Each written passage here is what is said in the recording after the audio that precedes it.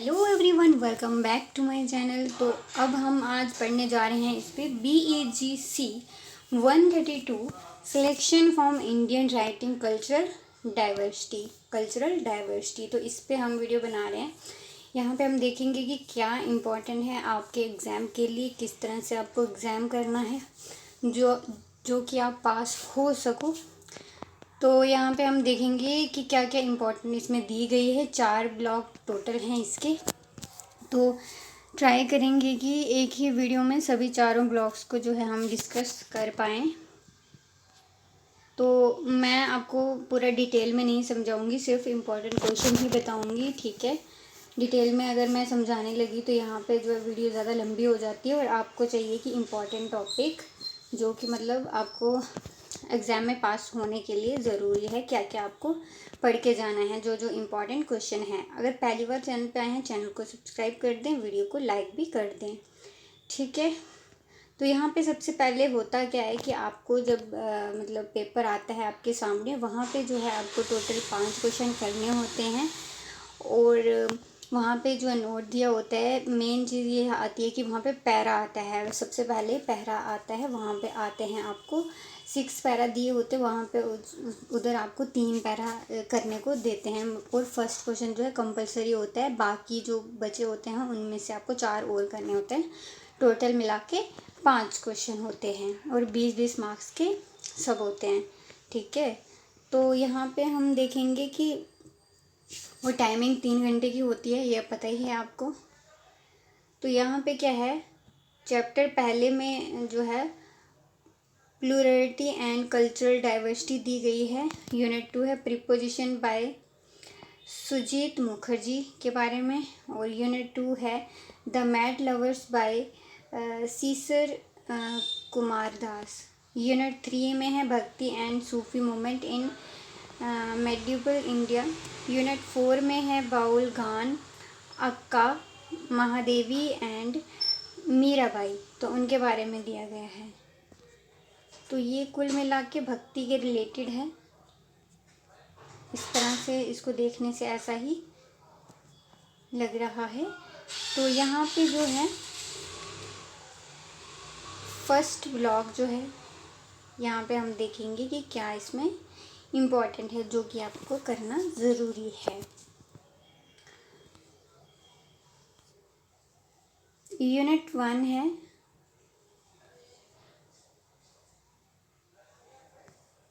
Preposition by Sujit Mukherjee, यहाँ पे दिया है इन्होंने।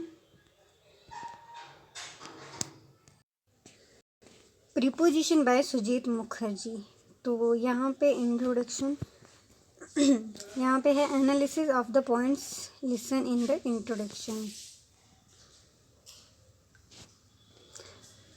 तो यहाँ से इम्पोर्टेंट जो पॉइंट्स हैं हमारे पास, about the author Sujit Mukherjee, उनके बारे में आपको बताना है, पूछा जा सकता है, इम्पॉर्टेंट चीज़ है। और some expert from Sujit Mukherjee preposition, तो उसके बारे में ये क्वेश्चन आ सकता है, तो ये आपको ध्यान में रखना है। और आपको ये फर्स्ट चैप्टर जो है बहुत ज़्यादा इम्पोर्टेंट है, तो यहाँ से आपको क्वेश्चन पूछे जा सकते हैं। फिर है the need for a new methodology to write Indian literary history. तो यहाँ पे आप ऊपर वाले 2 जो है मेन आप वो करिएगा। तो यहाँ पे देखो, यहाँ पे क्वेश्चन आपको आ सकता है understand by Sujit Mukherjee wants a new methodology to write Indian literary history. तो यहाँ पे इस तरह से क्वेश्चन आ सकता है। नीचे हम देखते हैं, यहाँ पे पहला जो है इंट्रोडक्शन दी गई है, इनके बारे में, ऑथर के बारे में थोड़ा सा पढ़ के जाइएगा क्योंकि पूछा जा सकता है।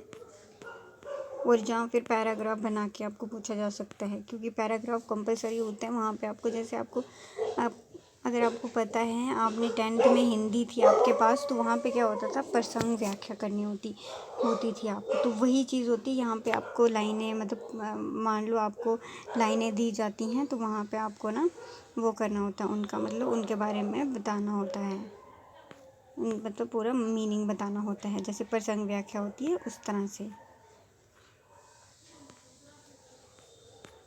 ठीक है। The need for a new methodology यहाँ पे आपको क्वेश्चन जो है ज़्यादातर जो है यहाँ से क्वेश्चन लिए जाते हैं।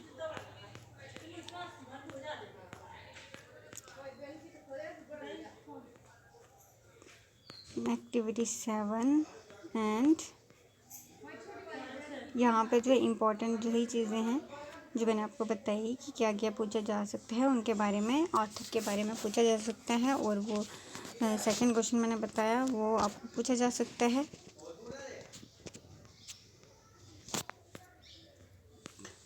वो यहाँ पे जो है पैराग्राफ आता है। तो यूनिट एंड क्वेश्चन जो यहाँ पे क्वेश्चन देखो, क्वेश्चन क्या है कि what is the rationale behind Sujit Mukherjee argued that the Indian literary historical needs a new methodology to write a history of Indian literature। तो इस तरह से क्वेश्चन है, लेकिन मैंने आपको बताया कि ऑथर के बारे में ऐसे पूछा जाएगा तो वो चीज़ आपको वैसे ही क्वेश्चन आ सकता है। तो what are the new factor to be kept in mind while writing a history of Indian literature. तो ये आपको सेकंड वाला क्वेश्चन देखना है। और discuss the term unity of heritage and diversity of literature with reference to Indian literature. तो ये third वाला क्वेश्चन जो है इंपॉर्टेंट है, तो ये आप करके जाइएगा और सेकंड वाला भी करके जाइएगा। और मुखर्जी के बारे में उनका जो परिचय होता है वो आपको देखना है, ठीक है। तो यूनिट वहाँ पे फर्स्ट वाले में इतना ही था।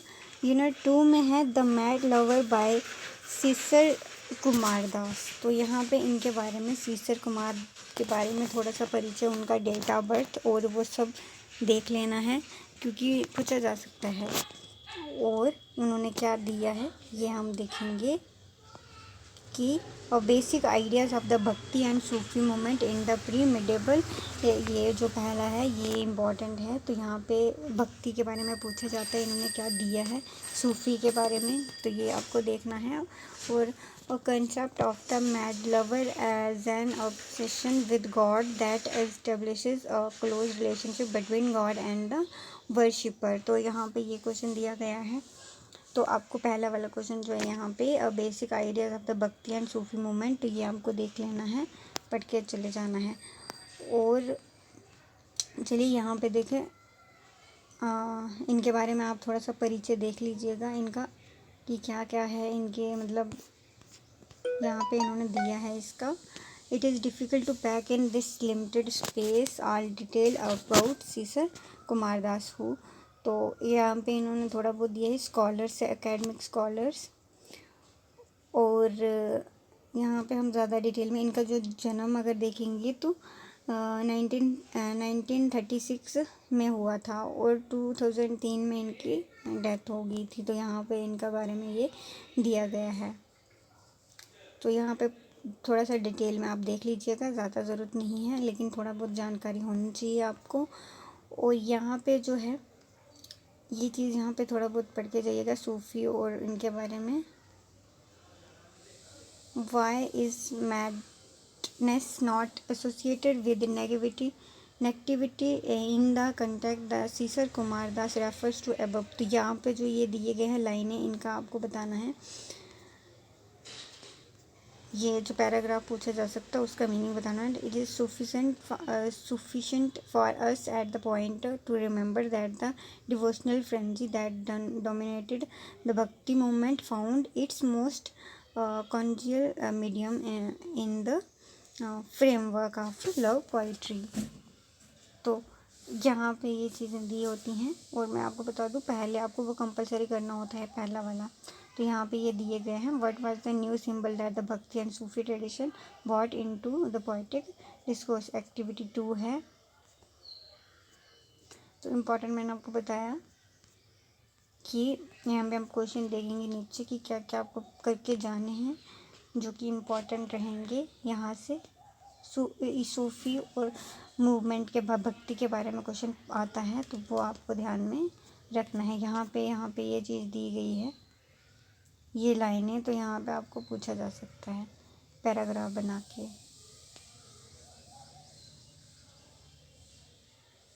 इसका कॉन्सेप्ट एंड एक्टिविटी। तो यहाँ पे क्वेश्चन ये आता है आपको what are the main point made by the writer in the mad lover, क्या मेन पॉइंट हैं। और यहाँ पे आपको पूछा जाएगा कि एक तो फर्स्ट क्वेश्चन देख लीजिएगा, फिर how does Sisir Kumar Das illustrate the concept of the mad lover through the Indian Bhakti poets, तो ये भी आ सकता है।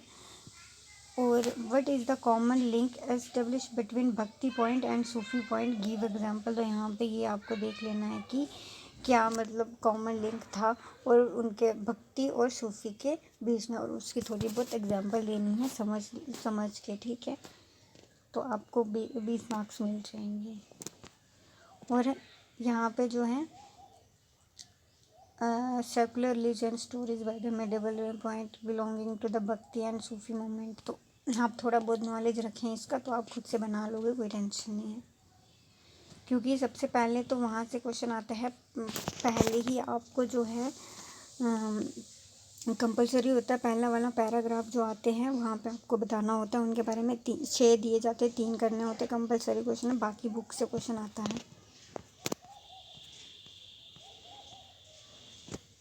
Bhakti and Sufi movement मिडेबल India, unit 3, यहाँ पे बहुत इम्पोर्टेंट चैप्टर है। फर्स्ट चैप्टर इम्पोर्टेंट है, सेकंड में भी आपको उसके बारे में भी थोड़ा बहुत नॉलेज मिल जाता है, वहाँ से भी क्वेश्चन थोड़ा बहुत पूछा, उनका जो ऑथर है उनके बारे में थोड़ा सा जानकारी रखें। और भक्ति and Sufi movement in मिडेबल India, तो यहाँ पे आपको भक्ति के बारे में यहाँ पे आपको यहाँ पे ये पूछा जा सकता है कि द भक्ति मूवमेंट इन मिडेबल इंडिया के बारे में, the Sufi movement in India के बारे में पूछा जा सकता है, और link between Upanishad and the Quran, तो यहाँ पे कुरान और इसके बारे में पूछा जा सकता है। और ये मेन मैथडोलॉजी की तरह है, यहाँ पे भगवान के रिलेटेड, गॉड के रिलेटेड। तो यहाँ पे आपको जो है Bhakti and Sufi movement in मिडेबल India के बारे में यहाँ पे पूछा जाएगा। तो यहाँ पे जो है भक्ति मूवमेंट इन मिडेबल इंडिया, तो यहाँ पे भी देखो यहाँ पे दिया, यस्य देवे परा भक्ति यथा देवे तथा गुरु तत्से कथिता हयार्था प्रकाशन्ते महासत्यमन, तो ये लाइंस जो है गॉड के रिलेटेड दिया गया है मंत्रा। he who has the highest bhakti love devotion of deva god, just like his deva so for his guru teacher, to him who is high minded these teachers will be uh, illuminating, तो यहाँ पे ये चीज़ दी गई है। और बहुत ही ज़्यादा interesting जो है ये बुक है। आपको यहाँ पे गॉड के रिलेटेड जो दिया जाता है, और यहाँ पे देखो पीरियड्स है, यहाँ पीरियड है कि the Sufi movement in India, तो यहाँ पे आपको ये थोड़ा सा पढ़ के चले जाना है, थोड़ा थोड़ा जो मतलब पॉइंट है मेन वहाँ पे आप थोड़ा सा लिख लो तो आपको मार्क्स मिल जाते हैं, कोई दिक्कत नहीं, थोड़ा बहुत नॉलेज होना चाहिए। बट आर द भक्ति movement and Sufi movement known as socio religious movement, तो यहाँ पे ये देख लीजिएगा। फिर है but a message of the two religious order that had appealed to the masses belonging to कि हिंदुज़म और एंड इस्लाम के बारे में, तो क्या मैसेज दिया जाता है, तो ये link between the Upanishad and the Quran, तो ये आप पढ़ के जाइएगा कि क्या लिंक है। और Bulleh Shah the Sufi mystic and poet, तो इनके बारे में थोड़ा बहुत दिया गया है, ज़्यादा नहीं डीप में जाना, थोड़ा थोड़ा आपको पढ़ना है बस। Analysis of the poem,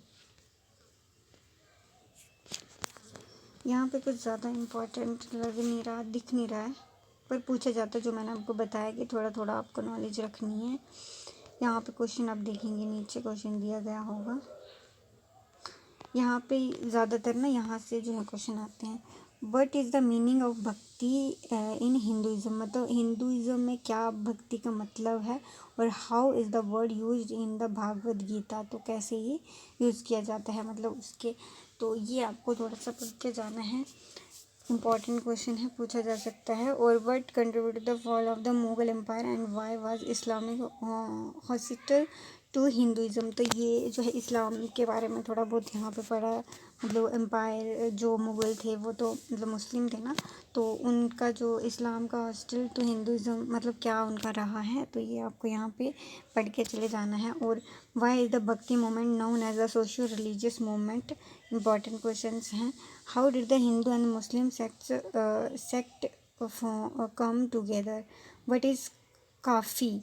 This is the element of a Kafi style in बुले Shah poem given in this unit. तो यहाँ पे इतना ज़्यादा नहीं देखना है आपने।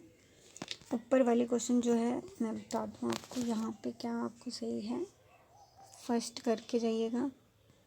फिर यहाँ पे देखो ये इसके बारे में थोड़ा सा जानकारी रखिएगा, इसके बारे में रखिएगा और इसके बारे में थोड़ा बहुत मतलब थोड़ा थोड़ा जानकारी होनी चाहिए। और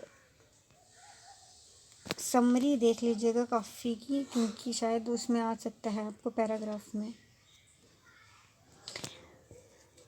यूनिट 4 आ गया हमारा। यहाँ पे क्या क्या इम्पोर्टेंट है वो हम देखेंगे। बुलगान, अक्का महादेव एंड मीराबाई के बारे में दिया गया है। Indian religious poetry, Rabindranath Tagore, who are the Bauls, Baul gaan, analysis of Baul gaan, Akka Mahadevi, the poem वेकाना बाई अक्का महादेवी। और मीराबाई के बारे में है। और द मीरा बहुत ज़्यादा इम्पोर्टेंट चैप्टर आ जाता है यहाँ पे। आप यहाँ पे पूछे जा सकता है कि यहाँ पे जो है रिलीजियस पोइट्री, तो यहाँ पे हम क्वेश्चन देखेंगे कि have learn about the Indian religious poetry movement. तो ये इंडियन मेन चीज़ें हमारे गॉड्स के रिलेटेड ही है। और learn about Mirabai and understand her last bhajan, मेरे तो गिरधर गोपाल दूसरों ना कोई। तो इन्होंने कहा ये चीज़, इनका जो मीराबाई का भजन है को पैराग्राफ की तरह पूछ के वहाँ पे मीनिंग बता मतलब आ सकता है। वो यहाँ पे आपको बाउल गान के बारे में थोड़ा सा पढ़ लेना है, ठीक है।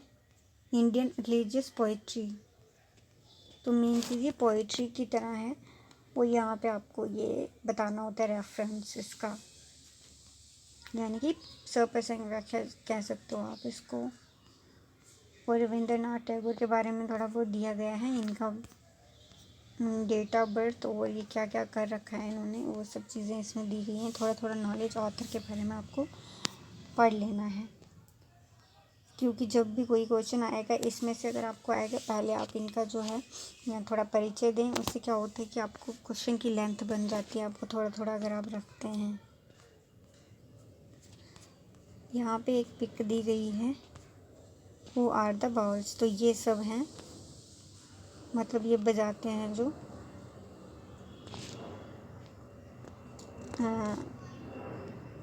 इन्हीं को कहते हैं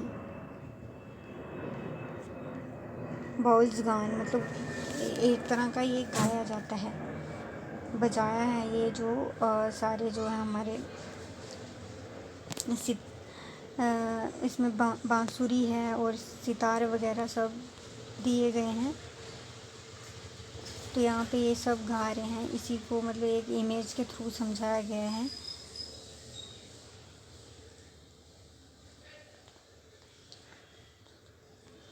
तो यहाँ पे थोड़ा बहुत इसके बारे में दिया गया है बाउल गान का। और एनालिसिस ऑफ बाउल गान, तो यहाँ पे इसका जो मीनिंग दिया गया है, अक्का महादेवी के बारे में यहाँ पे दिया गया है कि क्या है ये। तो यहाँ पे हम ज़्यादा नहीं देखेंगे, डिटेल में अगर जाएंगे तो ज़्यादा लंबी वीडियो हो जाती है। उससे क्या होता है कि हम जो हमें चाहिए, जो चीज़ हम करना चाह रहे हैं वो नहीं हो पाता है।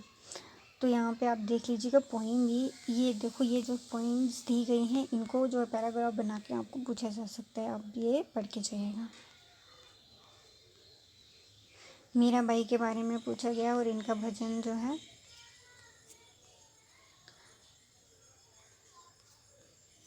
तो यहाँ पे देख लीजिए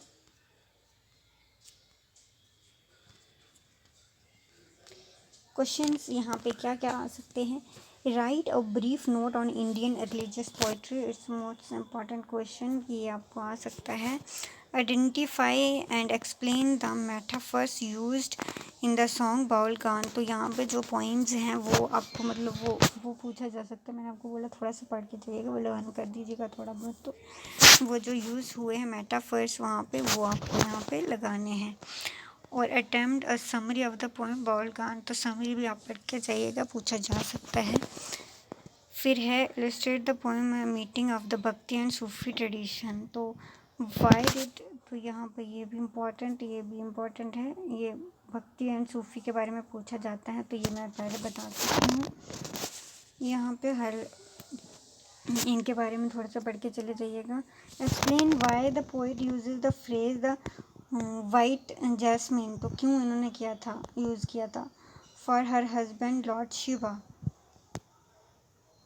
तो ये इसकी स्टोरी है। अब हमने नहीं अच्छे से यहाँ पे रीड किया तो हमें इतना ज़्यादा नहीं पता, आप पढ़ के जाइएगा। What is the symbolic meaning of fire used in the last line, तो क्या सिम्बॉलिक मीनिंग था। और ये वाला क्वेश्चन इम्पॉर्टेंट है, तो यहाँ पे ये चैप्टर ही इम्पॉर्टेंट है, यहाँ पे आप करके जाइएगा। ये fourth chapter, first chapter important है, सेकंड में से भी पूछा जा सकता है, थर्ड में से भी थोड़ा बहुत पूछा है, लेकिन फोर्थ चैप्टर जो है इम्पॉर्टेंट है। और सेकंड में सूफी और मूवमेंट के बारे में पूछा जा सकता है। ठीक है, अब हम जाएंगे अब हम आगे हैं ब्लॉक 2 में, language politics Hindi, Urdu and English. तो ब्लॉक 2 में जो है यहाँ पे लैंग्वेज के बारे में दिया गया है। Understanding the nature of language, language का नेचर क्या है। गज़ल बाय अमीर खुसरो एंड हिंदी बाय रघुवीर शाही, तो ये सब इनके बारे में है। फिर है neck and the issue of the language. फिर है unit 4 mother tongue by Padma Sachdev and message to America by K Ayyappa Panikkar, तो क्या क्या इन्होंने दिया है यहाँ पे। इम्पोर्टेंट आपको सबसे पहले first chapter is important, language politics Hindi use, तो मतलब ये फर्स्ट ब्लॉग जो है हमारा। यहाँ पे आपको जो है अमृत राय का थोड़ा सा परिचय देख लेना है। फिर उसके बाद है अंडरस्टैंडिंग हिंदवी, तो और खुसरो एंड हिंदवी जो है, यहाँ पे language culture and power the case of Hindavi, तो यहाँ पे देख लेना है। चलिए हम नीचे चलेंगे कि क्या क्या इसमें रहेगा। अमृत राय के बारे में थोड़ा सा दिया गया है यहाँ पे, अंडरस्टैंडिंग हिंदवी।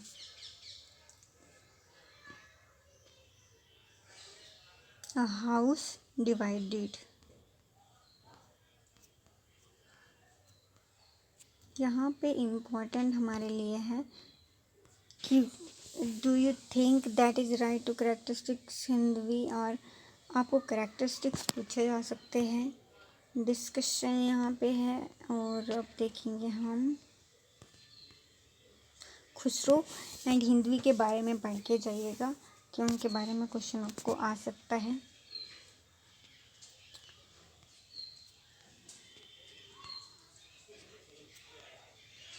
लैंग्वेज कल्चर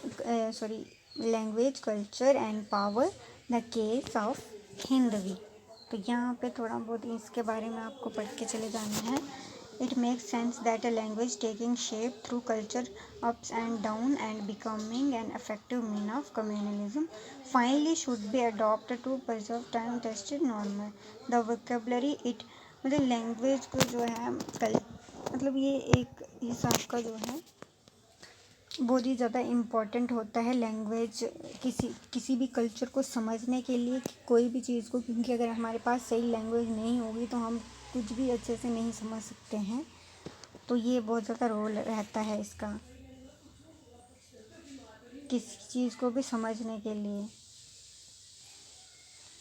तो ये जहाँ पे जो है अगर हमारे पास सबसे पहले जो होता था कि सबसे पहले जो है हमारे जो लैंग्वेज थी वहाँ पे सबसे पहले जो है अवधी में मतलब संस्कृत अवधी और ये सब यूज़ करी जाती थी बोलने के लिए। जो हमारे पहले के जो हमारे पोइट्स थे ना, वो मतलब हमारे क्या करते थे, अवधी बोलते थे।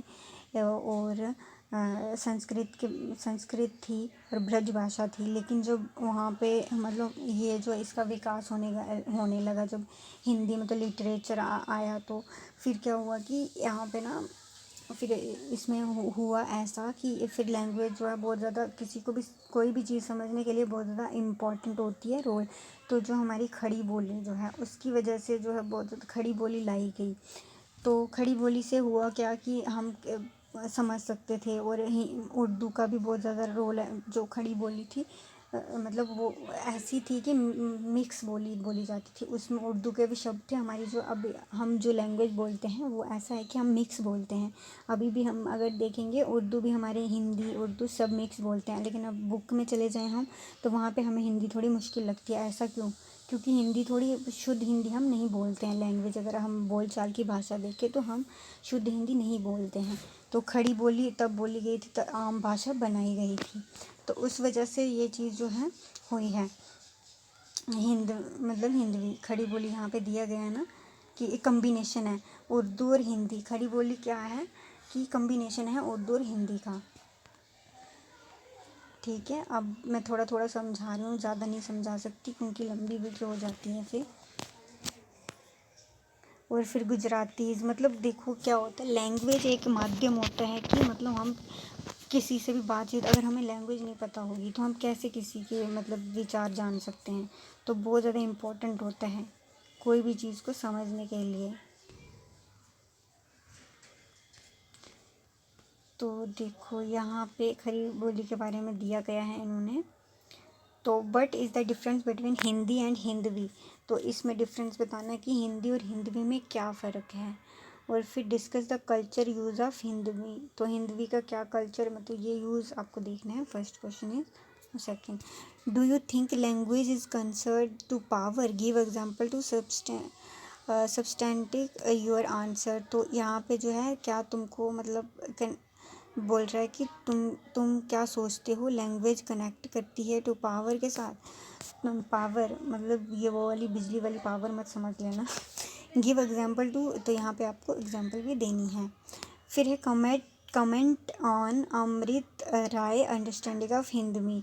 और but were Khusro view on Hindavi. तो खुसरो जी का क्या व्यू रहा है वो आपको थोड़ा बहुत पढ़ के चले जाना है। बहुत इंपॉर्टेंट चैप्टर है, यहाँ से क्वेश्चन आते हैं। फिर है सेकंड में आ गया गज़ल बाय अमीर खुसरो एंड हिंदवी बाय रघुवीर। तो यहाँ पे देख लो कि इम्पोर्टेंट क्या चीज़ें हैं हमारी। रघुवीर शाही जो हैं, देखो अमीर खुसरो के बारे में थोड़ा सा लिटरेचर देखना है क्योंकि खुसरो जी जो हैं वो उर्दू में भी लिखते थे। गज़लें ज़्यादा मतलब लिखी गई हैं। तो उन्होंने भी जो है हिंदी को आगे बढ़ाने का मतलब ये ऐसा था कि सूफ़ी मूवमेंट मतलब इनका सबका जो है ना बहुत ज़्यादा योगदान रहा है इन सब चीज़ों में।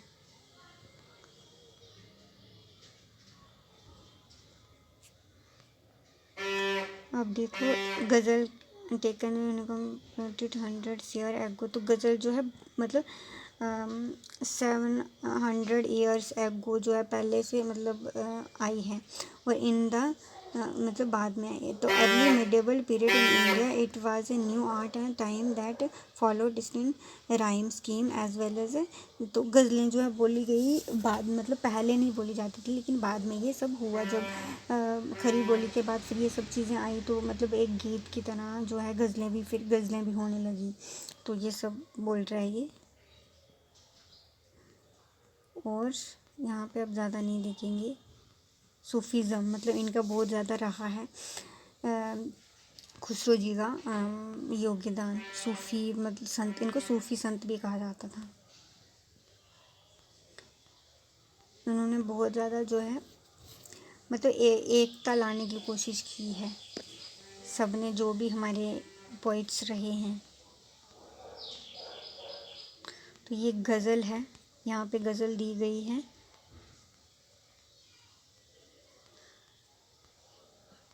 ठीक है, यहाँ पे आप थोड़ा बहुत ये पढ़ के चले जाइएगा। Composition in the classical mode, तो ये सब चीज़ें आप पहले भी इसके बारे में आपने पढ़ा है, ये नहीं है कि नहीं पढ़ा है, इसके बारे में थोड़ी बहुत नॉलेज आपको है। Ghazal as an art form and its interaction with society, तो ये भी थोड़ा बहुत देख लीजिएगा। क्रिएटिविटी द प्राइमरी मोटिव, तो यहाँ पे ये थोड़ा बहुत नॉलेज रखनी है। हिंदवी बाई रघुबीर शाही, तो इनका क्या योगदान रहा है। ये हिंदी पोइट रहे हैं और राइटर हैं और ऐसे लिटरेचर क्रिटिक मतलब ट्रांसलेटर रहे हैं, जर्नलिस्ट रहे हैं, इन्होंने लिखा है। और ये जो है चीफ एडिटर थे ऑफ द पॉलिटिकल सोशल के, और Hindi weekly Dinman from 1969 to 1982, तो ही वॉज अवॉर्डेड द 1984 साहित्य अकादमी अवार्ड इनको मिला है। कब? 1984 में। और ए हिंदी पोइट्री कलेक्शन तब लोग भूल गए हैं, तो दे हैव फॉरगेटन, मतलब ये इन्होंने लिखी है, इस पे इनको अवार्ड भी मिला है। और जो हैं we were fighting a language battle to change society, but the question of Hindi is no longer simply a question of Hindi, we have lost out. तो यहाँ पे हम थोड़ी ये पढ़ के जाइएगा क्योंकि थोड़ा दिमाग में आपको रहेगा। क्वेश्चनिंग सर्टेन एटीट्यूड,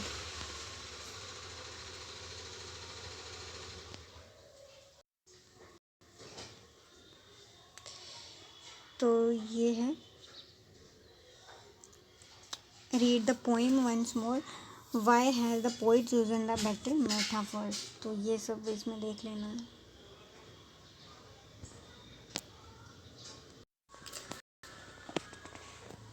तो यहाँ पे background of the Indian national movement के बारे में यहाँ पे दिया गया है कि बैकग्राउंड क्या रहा है,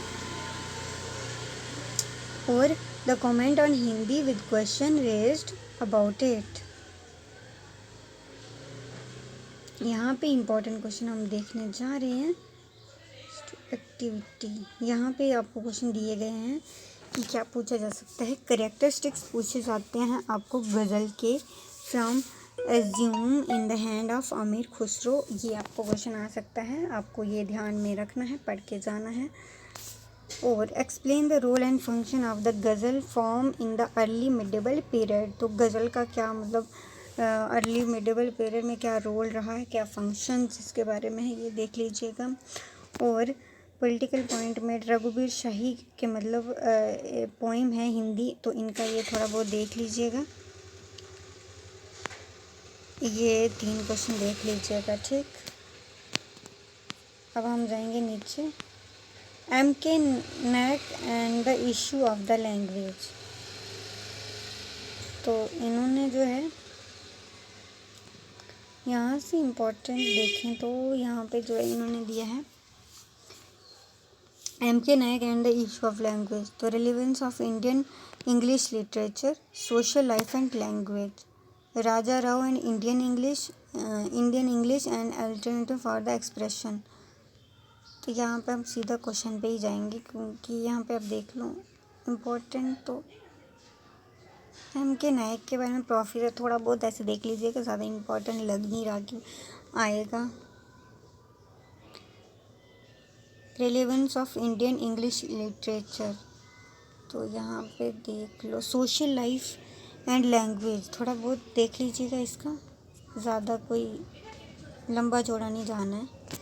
यहाँ पे ना पोएम्स आती है, मतलब जो पोएम्स है ना उनके मैटर वो आपको आ सकता है, पैराग्राफ वो आता है आपको, तो उसका थोड़ा सा मुझे लग रहा है कि आपको किस तरह से पूछा जाएगा क्योंकि वो खुद से बना के पूछते हैं, तो वो थोड़ा सा देखना है आपको। और मेन चीज़ है वो कंपलसरी होगा, ये नहीं आप छोड़ के आ जाओगे फेल हो जाओगे, वो कंपलसरी है, मतलब पहले ही नोट दे दिया गया है कि कंपलसरी है।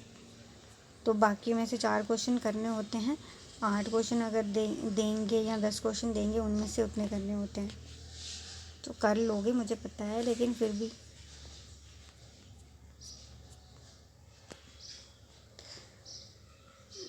यहाँ पे ग्लॉसरी, यहाँ पे देखो ये कुछ ज़्यादा दिख नहीं रहा है यहाँ पे important.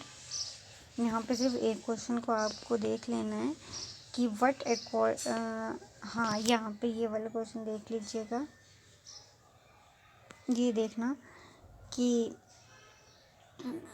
But according to you is the social role of English language in India. तो क्या मतलब रहा है इसका जो है रोल इंग्लिश लैंग्वेज का इंडिया में।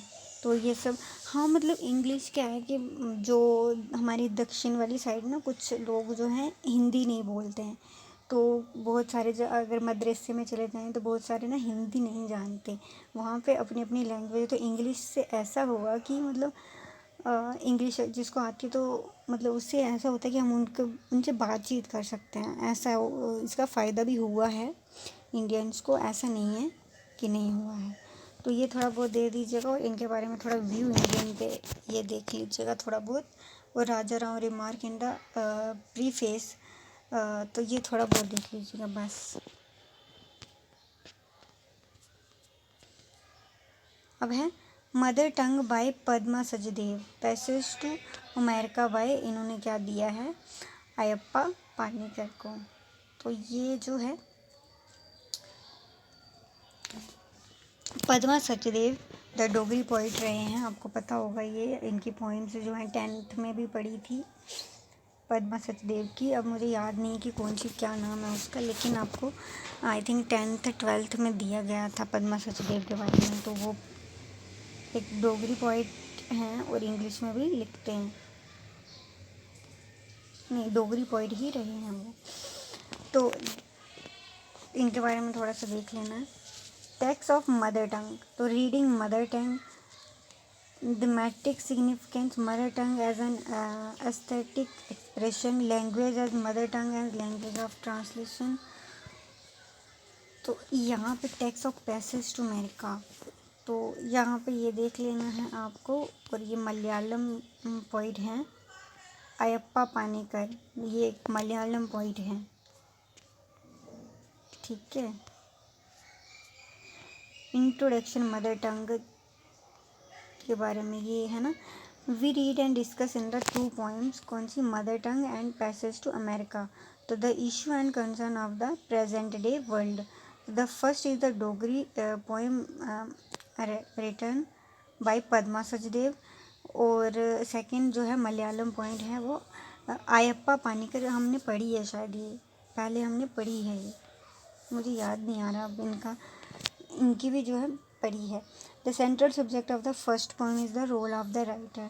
तो क्या रहा है कि the poet title given clear indication of what the poet thinks about herself and how she might interpret the world belongs to. तो द सेकेंड पोएम है the larger converse and takes into the fold the problem of the modern person caught up in the web of multiple identifies. तो ये थोड़ा बहुत दिए गए हैं। फिर है एक्टिविटी। पद्मा सचदेव एक डोगरी पोइट है और इनका थोड़ा बहुत आप ये देख लीजिएगा। और जम्मू कश्मीर के मेन से भी है, हाँ Jammu Kashmir region of state of Jammu and Kashmir. तो ये जो है मतलब कवित्री हैं, पोइट मतलब ये एक फीमेल है।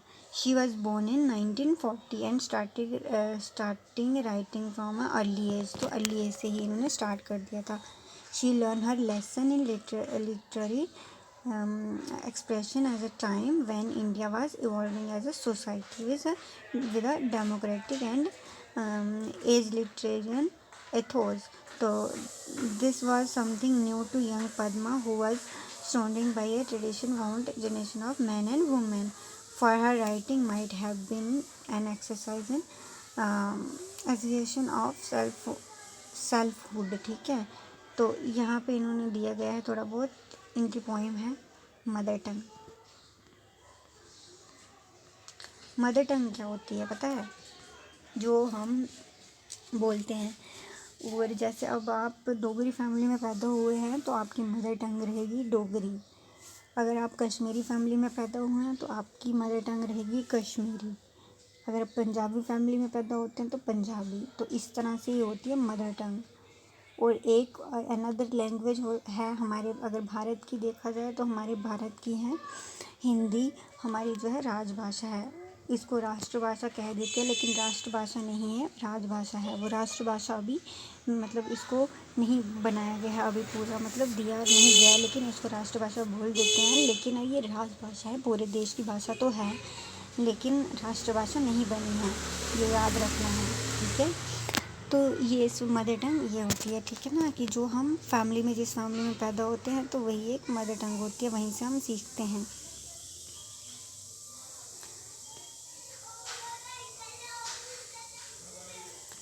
फिर मदर टंग एज ए, तो यहाँ पे हम ज़्यादा नहीं दिखेंगे, because text of passage to America क्या यहाँ पे रहा था, ये आपको देखने में, जो ये पॉइंट्स वगैरह दी हैं इनका लाइन है, दो देख लेनी है, इनका मीनिंग वहाँ पे पूछा जाता है, आपको वहाँ पे दिया जाएगा पैराग्राफ, और इम्पोर्टेंट क्वेश्चन है, ये नहीं कि फेल होके आ जाओ। 35 मार्क्स चाहिए आपको पास होने के लिए। Passage to America as an aesthetic expression, English as language of translation in passage to America, तो ये ट्रांसलेशन की गई है।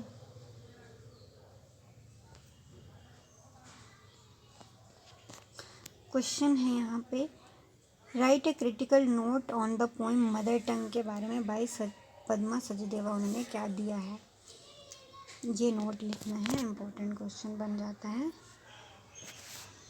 फिर है, how does K Ayyappa Paniker relate in his poem passage to America to the American sense, do you see the scope of, तो इतना बड़ा ज़्यादा ऐसे नहीं करना है, और आपको यहाँ पे देख लो, इस तरह से नहीं पूछा जाएगा, आपको पोइम उनके बारे में पूछा जाएगा कि क्या उन्होंने दिया है, और ये पूछा जाएगा कि मतलब इसका जो है डिटेल में थोड़ा बताओ, ये आपको पूछा जाएगा। और common aspect of the poem passage to America, ये थोड़ा बहुत नॉलेज होनी चाहिए बस। अब चलेंगे हम आ गए ब्लॉक 3 में, मार्जिनाइज्ड वॉइसेस, यूनिट 1 है दलित वॉइसेस, यूनिट 2 है दलित वॉइसेस पोइट्री, यूनिट 3 है literature from north east India, और यूनिट 4 है literature from north east India poetry. तो यहाँ पे मैं आपको पहले ही बता दूँ कि यहाँ पे यूनिट 2 और 1 बहुत इम्पॉर्टेंट है, यहाँ पे क्वेश्चन आते ही आते हैं, यहाँ पे सब कुछ पढ़ना है, और literature from north east India के बारे में थोड़ा बहुत देखना है, और literature from north east India के बारे में देखना है, लेकिन 2 चैप्टर इसके इम्पॉर्टेंट हैं।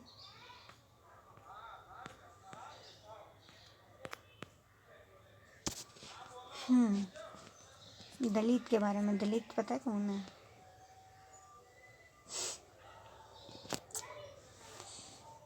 अब देखो, दलित वॉइसेस यानी कि दलित की आवाज़।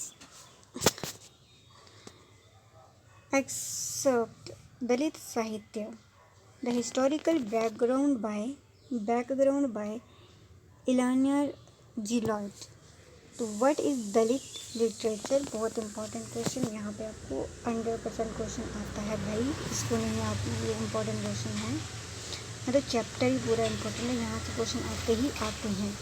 तो सबसे पहले आपको ये पूछ लिया जाता है कि दलित मूवमेंट क्या है, दलित क्या है, मतलब कौन है। मैं दलित के बारे में थोड़ा सा आपको बता दूँ, दलित वो हैं जो कि मतलब हमारे, आपको पता है 4 वर्णास हैं, तो जैसे सबसे पहले वर्णास ब्राह्मण आ गए, क्षत्रियास आ गए, वैश्यास आ गए, और क्षत्रियास जो होते हैं जो कि हमारे मतलब सोल्जर, जैसे अब पहले योद्धा लोग होते थे उनको क्षत्रियास कहते थे। ब्राह्मण आपको समझ में आ रहा है, पंडित वगैरह गुरु बनते थे, और जो ये अपने वैश्यास है वो थे बिजनेसमैन, मतलब बिजनेस करते थे। और जो सबसे नीचे आ गया हमारा शूद्रास, और उनको मतलब उन्हीं में आते हैं, दलित भी कहते हैं, तो उसी में आते हैं, जो कि नीची जाति मानी जाती थी, और उनके साथ क्या क्या हुआ है वो सब इसमें दिया गया, और ये इम्पोर्टेंट चैप्टर है, तो ये आपको देखना है। मैंने आपको बता दिया दलित कौन है। और जो हमारे अंबेडकर जी हैं उन्होंने इनके लिए बहुत ज़्यादा लड़ाई की है, मतलब इनको, वो खुद एक मतलब दलित फैमिली से बिलोंग करते थे। उन्होंने उनके अपनी लाइफ में बहुत ज़्यादा प्रॉब्लम्स हुई हैं, तो ये सब उन्होंने इसका फिर इंसाफ दिलाने के लिए ये सब किया गया है। ठीक, ये मैंने आपको थोड़ा बहुत आपको एक ओवरव्यू दिया कि क्या है, और इम्पोर्टेंट चैप्टर है। यहाँ पे क्वेश्चन आते ही आते हैं। दलित साहित्य, यहाँ पे साहित्य यानी कि साहित्य के बारे में कि क्या क्या इन्होंने दिया है। या हरिजन, ये एक नाम इनको मिला था, मतलब अनटचेबल पर्सन इनको कहते थे, तो ये महात्मा गांधी जी ने दिया है। दलित को हरिजन भी कहा, मतलब हरिजन मतलब भगवान के बंदे। और अनटचेबल मूवमेंट, अब मैं ज़्यादा इस चीज़ की पढ़ने लगी तो वीडियो बहुत ज़्यादा लंबी हो जाएगी, लेकिन ये चैप्टर बहुत इम्पॉर्टेंट है, थोड़ा बहुत आपको ओवरव्यू मैंने दे दिया। फिर हम देखते हैं कि मतलब इनकी फ्रीडम के लिए बहुत ज़्यादा लड़ाई की गई है, और अब आपको पता है कि इनको जो है इंसाफ भी मिला। अब बहुत कम होता है ये सब चीज़ें, लेकिन अब भी कई कई जगहों पे ऐसा होता होगा। बट इस दलित लिटरेचर है क्या, तो ये आपको यहाँ से देख लेना है। बहुत ही इम्पोर्टेंट चैप्टर है, बहुत ज़्यादा, मतलब यहाँ पे क्वेश्चन आते ही आते हैं, तो ये आपको ध्यान में रखना है। B.R. अम्बेडकर ने जो है बहुत ज़्यादा इसमें काम किया है, मतलब बहुत ज़्यादा इनको सपोर्ट किए हैं, और इन्होंने दलित को इंसाफ भी दिलाया है। ठीक, डिस्कशन ऑफ द टेक्स्ट, जो इनके बारे में आपको देख लेना है। क्वेश्चन नीचे दिए गए होंगे, मैं बता दूँ, सारे क्वेश्चन करने हैं। आप देख लो यहाँ पे क्वेश्चन क्या पूछे जाते हैं। ये देखो क्वेश्चन आ गया हमारा कि why was the protest of Chokhamela and Bansode considered inadequate in the later phase of the Dalit movement. अब ये क्वेश्चन आते हैं, लेकिन आपको दलित मूवमेंट इस घुमा के थोड़ा क्वेश्चन पूछा गया है, लेकिन आपको ये थोड़ा बहुत नॉलेज होगा तो आप कर लोगे। Write a short note B.R. Ambedkar contribution to the Dalit movement, मतलब B.R. अम्बेडकर ने क्या किया है इनके लिए, वो आपको इसमें लिखना है। मैंने बताया आपको कि उन्होंने इनको इंसाफ भी दिलाया है, बहुत ज़्यादा इनके लिए फ़ाइट, क्योंकि इनके खुद के साथ भी बहुत ज़्यादा मतलब दिक्कतें बचपन में हुई हैं। तो but do you think the literature of the Dalit is committed to the Dalit experience. और ये पूरा आपको चैप्टर ही इम्पोर्टेंट है, ये सारे क्वेश्चन आते ही आते हैं, तो आपको करना है बस। ये मैंने सारे इम्पोर्टेंट बता दिए, दैट्स इट। अब है Dalit versus poetry. The Dalit panthers movement, aesthetics and Dalit poetry, Dalit women writers. कौन कौन रहे हैं? F.M. शिंदे, हैबिट।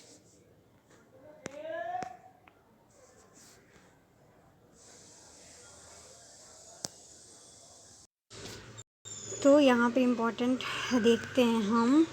इंट्रोडक्शन आ गई, दलित लिटरेचर, दलित पोइट्री के बारे में थोड़ा बहुत देख लेना है, और बहुत ही इंपॉर्टेंट दोनों चैप्टर मैंने आपको इम्पोर्टेंट बता दिए हुए हैं। द दलित पैंथर्स मूवमेंट क्या क्या रहा है। Dalit panther was the social organization founded 29 May 1972। कब हुआ था ये, कब किया गया था? 29 मई में 1972 में।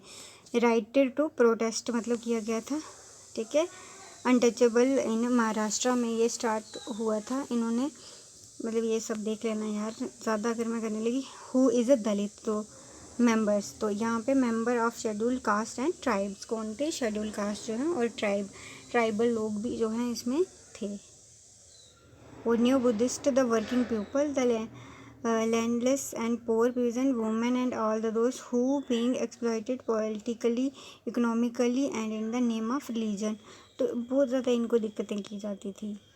उनको मतलब अगर स्कूल में भी स्टडी नहीं करने दिया जाता था बच्चों के साथ। तो बहुत ज़्यादा इनको जो है अनटचेबल, तो पानी एक नल होता था तो वहाँ पे पानी तक नहीं पीने दिया जाता था।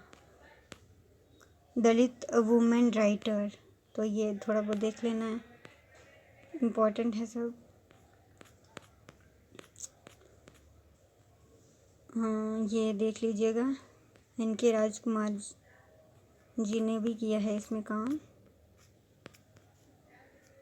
डिस्कशन गॉड्स, क्वेश्चन यहाँ पे ये हैं, examine the tone and language of the point habit, important, पहले ही बता चुकी हूँ कि इम्पॉर्टेंट चैप्टर्स हैं। Analyse the significance of the title of the poem, why does the poet call it habit, what do you find in common with the two poem, discuss in the unit, तो क्यों ये common poem की गई हैं। तो the two poems were written in different language, what does their theme and treatment say about the Dalit experience, थोड़ा बहुत देख लीजिएगा, ये वाला वो वाला ज़्यादा इम्पोर्टेंट है जो पहले मैंने पढ़ाया। अब देखो, literature from north east India, unit 3, यहाँ से आपको क्वेश्चन आते हैं कि न ज़्यादा मैंने चैप्टर बता चुकी हूँ जो कि आपको आते हैं पढ़ना है, ये थोड़ा बहुत देख लीजिएगा। Discussion, Tilottama Mishra was born in, मतलब इनके बारे में दिया गया है, ऑथर जो हैं 1947 में शिलोंग में हुआ है इनका, मेघालय, और way she had her early education, तो ये एक लेडी हैं। She did her graduation from Calcutta से इन्होंने अपनी ग्रेजुएशन कर रखी है यूनिवर्सिटी से, और completed masters from Delhi university से की है, फिर पीएचडी ऑफ गुवाहाटी से कर रखी है यूनिवर्सिटी से इन्होंने। तो इनके बारे में जो दिया गया है यहाँ पे आपको देख लीजिएगा। English as a medium of creative expression, जब भी आप कोई चीज़ पढ़ते हो तो वहाँ पे आप जो ऑथर है उसके बारे में थोड़ा बहुत देख लीजिए करें, ताकि उससे होता क्या है, आप क्वेश्चन जब आंसर लिखते हो तो वहाँ पे इम्प्रेशन बढ़ता है कि भाई हाँ इस बच्चे को कुछ आता है, इसने उसके बारे में बताया है।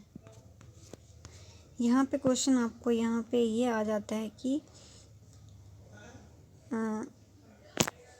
देख लो, यहाँ पे आपको क्वेश्चन देख लेना है थोड़ा बहुत, ये वाला क्वेश्चन देखना है, what is the importance of translation, और ये थोड़ा बहुत देख लीजिएगा। और political, do you think that literature, ये वाला क्वेश्चन जहाँ पूछा जा सकता है, ठीक, और ये वाला देख लीजिएगा 7th क्वेश्चन। बस और क्या है। Literature from north east India, अब नॉर्थ के बारे में बात करें, हिजन हियारो, टेक्स्ट और कलर्स ऑफ ट्रूथ, तो नॉर्थ की पोइट्री के बारे में जानकारी दी गई है, लेकिन पहले 2 चैप्टर जो मैंने बता दिए इसके थर्ड ब्लॉक के, ये इम्पोर्टेंट है, क्वेश्चन आते हैं दलित में से, भक्ति में से, जो पहले चैप्टर पहले ब्लॉक में था। तो जो इम्पोर्टेंट मैंने बताए हैं आप इतना कर लोगे तो आपको क्या, आप पास तो क्या 100 मार्क्स भी ला सकते हो, ऐसा नहीं है कि नहीं ला सकते। हिजान हियारो, तो ये एक पोइम है, तो हम नहीं ज़्यादा देखेंगे बिकॉज हमारी वीडियो जो है बन नहीं पाएगी कि इम्पोर्टेंट क्वेश्चन नहीं बता पाऊँगी फिर मैं आपको।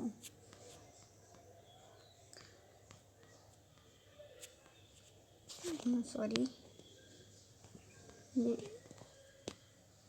चलिए नीचे क्वेश्चन यहाँ पे है, what are the common strengths in the literature of the north east, तो ये देख लेना है थोड़ा बहुत।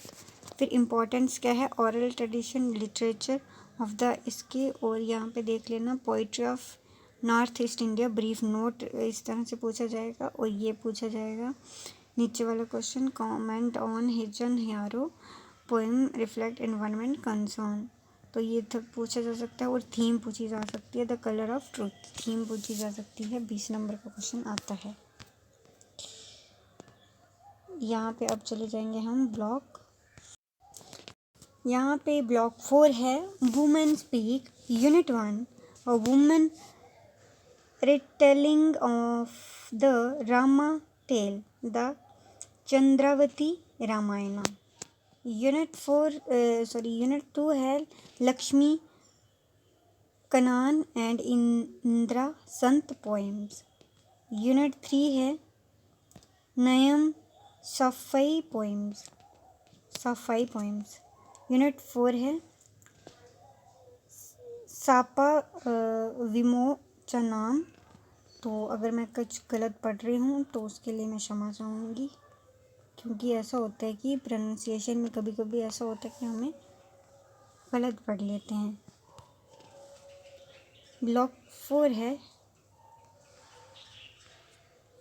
ज़्यादा इम्पोर्टेंट, इसमें देखते हैं क्या क्या इम्पोर्टेंट है. यहाँ पे चंद्रावती द राइटर जो हैं, थोड़ा सा उनके बारे में पढ़ लीजिए तो सही रहता है. इंट्रोडक्शन इसकी देखें तो यहाँ पे नहीं देखेंगे, चंद्रावती के बारे में जो है थोड़ा बहुत देख लेना है. Most of us are not familiar with Chandravati and so a good starting point would be getting to know her. Chandravati hold the honor of being the first ever woman to write the Ramayana. मतलब इन्होंने एक women थी, first women थी जिन्होंने रामायण लिखी थी. She was born in these Vanshidas Bhattacharya and Solochana Das Bhattacharya in 1550. तो अमरावती ने जो है रामायण लिखी थी और यहाँ पे इनके बारे में बहुत सारी चीज़ें दी गई हैं. चलिए हम देखते हैं नीचे इम्पोर्टेंट क्वेश्चंस. एनालिसिस किया गया है चंद्रावती पर्सनल लाइफ के बारे में. Sita replace Valmiki Ramayana is Chandravati Ramayana. How does Sita replace. तो ये जो दिए गए हैं इम्पोर्टेंस ऑफ द करेक्टर मदाव जैला इज चंद्रावती रामायण. तो इन्होंने जो है रामायण के बारे में बताया है. यहाँ पे इम्पोर्टेंट क्वेश्चन है Who was Chandravati? What is so special about her Ramayana? तो ये क्वेश्चन जो है देख लीजिएगा. First question this is. फिर है Who are the narrator in book 1, book 2 and book 3 of Chandravati Ramayana? How does it impact on reading of the text? तो ये थोड़ा बहुत नॉलेज रखनी है. What do you understand by heroic code? To what extent it would found in Chandravati Ramayana?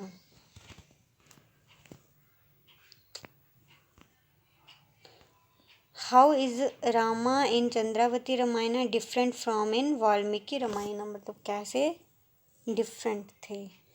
Why is Sita named after Sita is Chandravati Ramayana? Why is this significant? तो ये सब देख लेना है. Which book is written of the patriarchal viewpoint? Why? तो ये थोड़ा बहुत क्वेश्चंस जो हैं इम्पोर्टेंट पहला मैंने बताया आपको. ये वाला देख लीजिएगा, ये वाला भी देख लीजिएगा, प्लस इसको भी देख लिया और ये देखिए. ब्लॉक है यूनिट है 2, ब्लॉक है 4 Lakshmi Kannan and Indira Sant poem. Lakshmi Kannan and Rasha Sundari Devi. Understanding the poem. Introduction. Lakshmi Kannan के बारे में थोड़ी बहुत इंट्रोडक्शन दी गई है, ये हम नहीं देखेंगे. इनका don't wash. The text don't wash. Understanding the poem. Poem है तो यहाँ पे आपको यहाँ से पैसेज बन जाएंगे, पैसेज दे सकते हैं. हीर ड्रीम, नहीं sorry, her dream like the dream of a dozen, her woman a full plate deliciously full. तो मैं ये थोड़ा बहुत भी नहीं पढ़ूंगी. Understanding the poem. Her dream तो उसका सपना.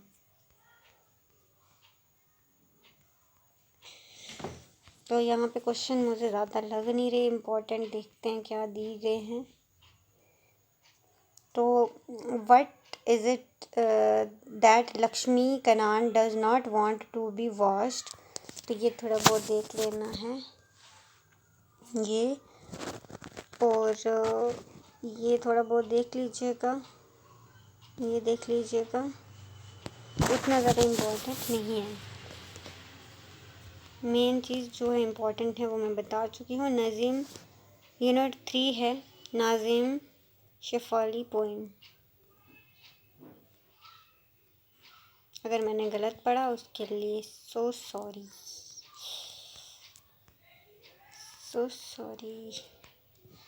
अब क्रिटिकल एनालिसिस.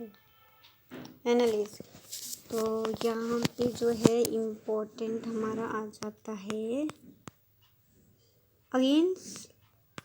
ये एक्टिविटी 2 आ गई. Activity 3, what is the woman unable to decipher why the cipher के बारे में थोड़ा बहुत. Solitude for the girl child. तो यहाँ पे ना ये आ सकता है पैराग्राफ इस चैप्टर से. इम्पोर्टेंट मैं पहले ही बता चुकी हूँ. यहाँ पे भी थोड़े बहुत क्वेश्चन देख लेने हैं. Why does the speaker is the first point want to be the in position words. तो ये देख लेना. और what stand still were the strings was broken why. तो ज़्यादा इम्पोर्टेंट नहीं लग रहा. कुछ क्वेश्चन पूछे भी जाएंगे, कोई दिक्कत नहीं. बाकियों से भी पूछते हैं तो आपको 5 ही क्वेश्चन करने होते हैं टोटल. यहाँ से आपको ये चीज़ें पूछी जा सकती हैं. पोइम्स. ये आ गया हमारा लास्ट. सप्पा विमोचनम के बारे में. इंट्रोडक्शन. द ऑथर के बारे में थोड़ा बहुत देख लेना है. फिर ये थोड़ा बहुत देख लीजिएगा स्टोरी, क्योंकि मैंने नहीं पढ़ी है तो मुझे इतना भी इसके बारे में बता नहीं पाऊँगी मैं.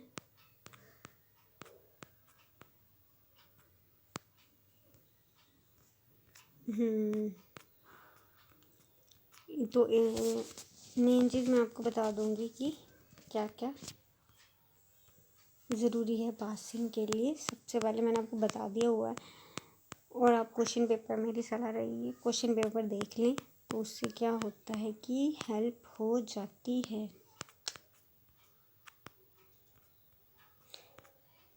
तो यहाँ पे हो गया है क्वेश्चन हमारा.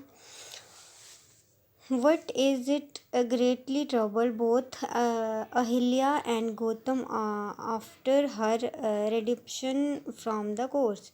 Why do you think this is so? Ahilya के बारे में बताया गया है. Why does Ahilya shy away from meeting people? और is there any reason for her to do this? तो ये सब देख लीजिएगा. ये वाला देख लेना थोड़ा बहुत अहिल्या के बारे में. और ये What do you think Ahilya voluntarily turning back into stone? तो ये सब देख लेना. बस इतना ही काफ़ी है इसमें. फर्स्ट चैप्टर यूनिट 1 में से फर्स्ट सेकेंड चैप्टर जो है इम्पोर्टेंट हैं. और कुछ